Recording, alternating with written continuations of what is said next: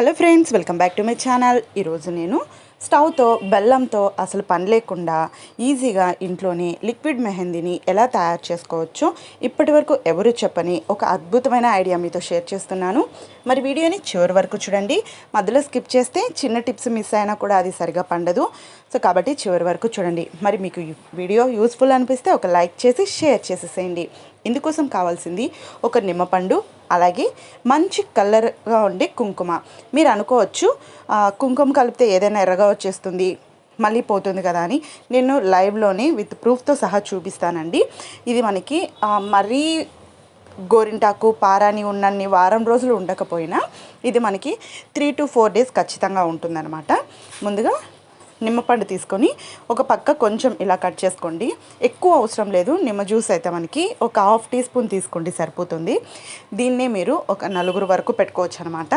1/2 teaspoon తీసుకుంటే అంటే మనము పెట్టుకునే దాన్ని బట్టండి. డిజైన్ ఎక్కువ పెట్టుకోవాలంటే 1/2 teaspoon ఒకరికే సరిపోతుంది. ఇందులో కొంచెం కుంకుమని కలుపుకోవాలి. మరి గట్టిగా కలుపుకోకూడదు, మరి పలుచగా కలుపుకోకూడదు. సో మీకు కనుక ఇలా కలుపుకునేటప్పుడు కుంకుమ కొంచెం గట్టిగా అయింది అనిపిస్తే ఇందులో మరొక 2 drops నిమ్మ జ్యూస్ని వేసుకోండి. ఇది కొంచెం గట్టిగా ఉంది కదా, ఇక్కడ నేను ఒక 2 చుక్కలు నిమ్మ జ్యూస్ అయితే వేసుకున్నాను. ఇలా కలుపుకోండి.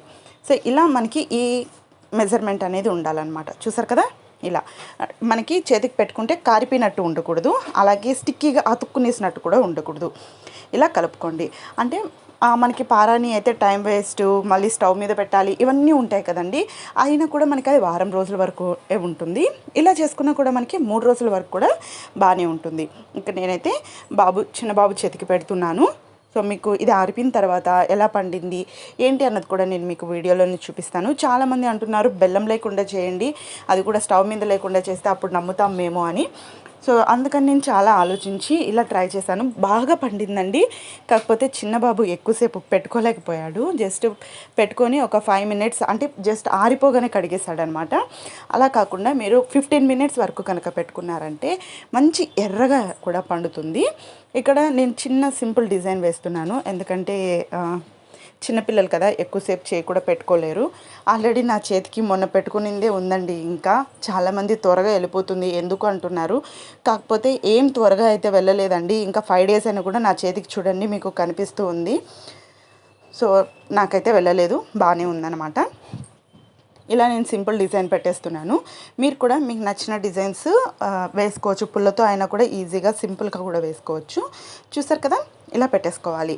ఆ తర్వాత ఇది కొంచెం బాగా ఆరనియండి. 10 నుంచి 15 నిమిషాలు చేతికి అలాగే ఉంచండి.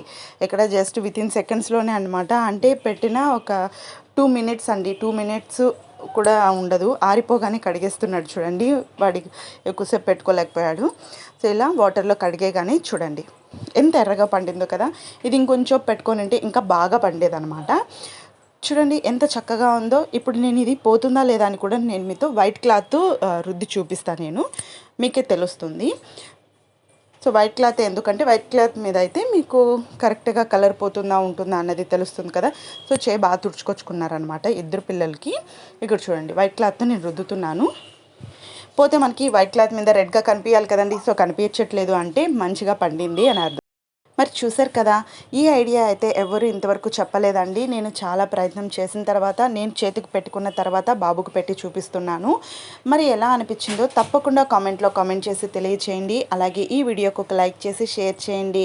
మరిన్ని వీడియోస్ కోసం నా ఛానల్ని సబ్స్క్రైబ్ చేసుకొని పక్కనే ఉన్న బెల్ బటన్ని ప్రెస్ చేయండి. మరొక వీడియోతో మళ్ళీ కలుద్దాం.